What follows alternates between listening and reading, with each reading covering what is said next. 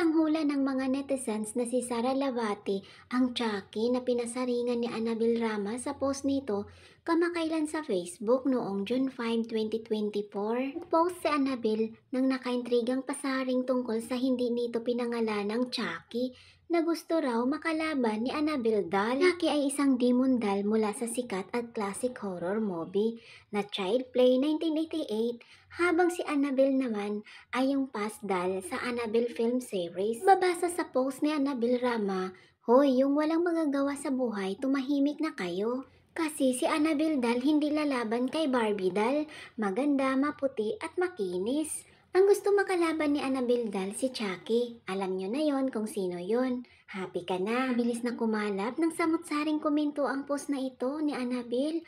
Marami sa netizens ang naghinalang si Sara ang di umano'y pinapatungkulang ni Annabel na si Chucky. Si Barbie Imperial naman daw ang tinutukoy na Annabel na Barbie doll na maganda, maputi at makinis. May ilang espekulasyong nasasabi nito ni Annabel dahil hanggang ngayon ay hindi sila magkaayos ni Sara, ex-wife ng anak niyang si Richard Gutierrez. Habang si Barbie naman ang nalilink ngayon kay Richard sa patuloy na pagdadagsa ng comments sa post ni Annabel at pagturo ng netizens na si Chucky ay si Sara, tila hindi na nakatiis ang kontrobersyal na ina ni Richard na pagbigyan ng clue ang netizens kung sino talaga ang pinagparinggan niya. Sa comment section, nag-iwan ng komento si Annabel na mas nagpaintriga sa mga sumusubaybay sa kanya. Anya, mali ang hula nyo kung sino si Chucky. Bagay na nireplyan naman ng isang social media personality na si Senyora.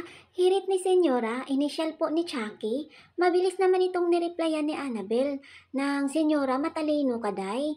Dapat alam mo na." Dahil sa ibinigay na initial ni Annabel, nabaling ang atensyon ng netizen sa ina ni Sara na si Esther Labate na siya raw tunay na pinaparinggan ni Annabel. Kumbinsi pa ang ilan na si Esther nga ang pinapatungkulan ni Annabel. Ang may isang netizens ang nagtanong, "Nang yung ina ba ni Sara Labate?" Nireplyan ni Annabel ng face with tongue. Hindi naman nagpatinag si Esther nang may isang netizens ang nagparating sa pasaring sa kanya ni Annabel. Sa Instagram post noong June 9, may isang netizens ang nagkomento sa post ni Esther. Sumbong nito, "Tingnan niyo po yung post ni Miss Annabel Rama sa Facebook." Sagot dito ni Esther, "Bakit? No need, abala lang yan sa akin. Thank you." Dagdag pa niya, "Hayaan natin siya. Si Lord na bahala sa kanya." Unang nagpasaringan ang mangbalaing sina Annabel at Esther nang magkahiwalay ang mga anak nilang sina Richard at Sarah noong March 2023.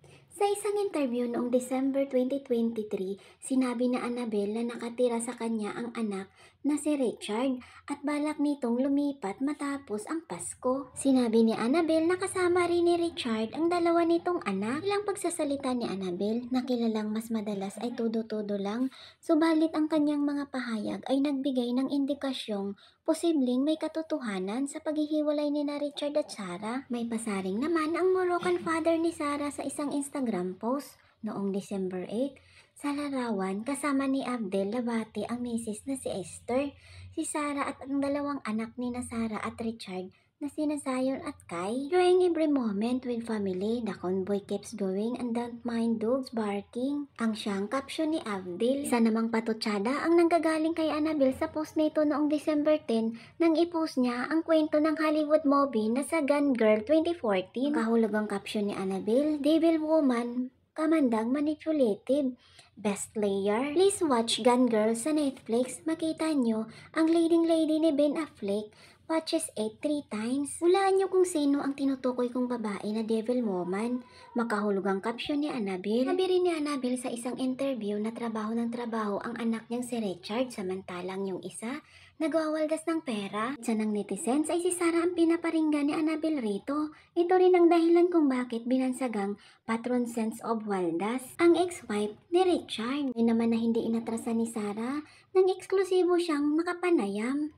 Natawa lang ang celebrity ma'am sa patron sense of waldas. Anya, "I think it's funny. Yeah, it's just something I laugh about. Take anything seriously.